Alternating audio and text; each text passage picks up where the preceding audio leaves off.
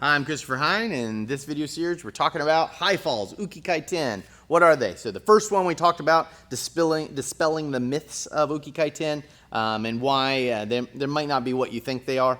Then we talked about how to do your first floating roll or high fall. And now we're going to talk about some refinements. So how do you get the best high fall you possibly can? I'm going to call Josh out here and we're going to go to work for you guys. Josh? Okay, so some tips on improving your high fall. So once you can do a basic high fall, so that's the starter high fall, then there's a whole progression of high falls. There are really hard high falls, like a shio-nage is generally a pretty hard high fall. Sometimes iri-mi-nages can be hard high falls. There are easier high falls, like sumi-otoshi is an easy high fall. Kotegaeshi is a pretty easy high fall. And koshi-nage, once you learn to relax, is a pretty easy high fall.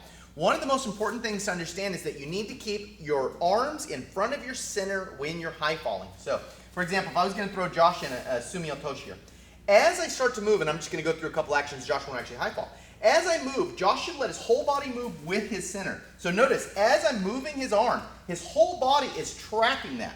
And that means he's staying together and tight. And that's going to make that revolution real easy.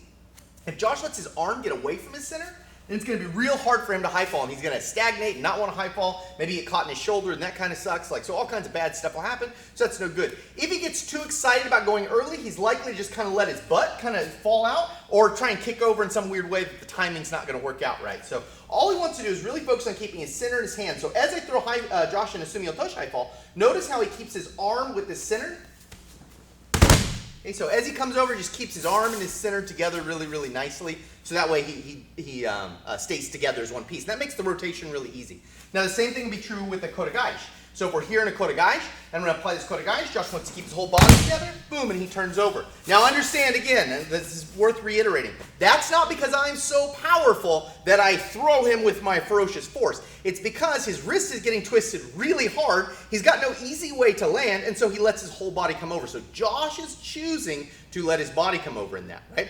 The same would be true of a shio-nage high fall, right? So if I'm here, as I go to throw, Josh turns his whole body right around that point, right? So Josh is isolating that point. Now shio-nage is kind of hard because you got to do it from a high position, right? So all Josh is trying to do is keep his body centered together right as that's going on.